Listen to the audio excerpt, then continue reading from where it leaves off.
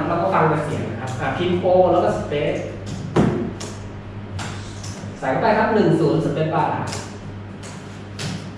คลิกเส้นซ้ายไปทางขวาครับ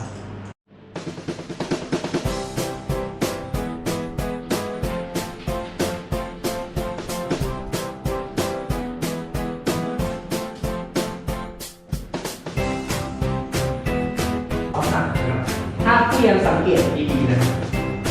มันจะเป็นเวลาผมกดตรงนี้นะผมปึ๊บมาดิมาดิวงใหม่แต่แบบนี้เราเคาะไปแล้ว2 ทีนะคราวนี้เปลี่ยนตัวเลข8กับ30แล้วก็สเปซ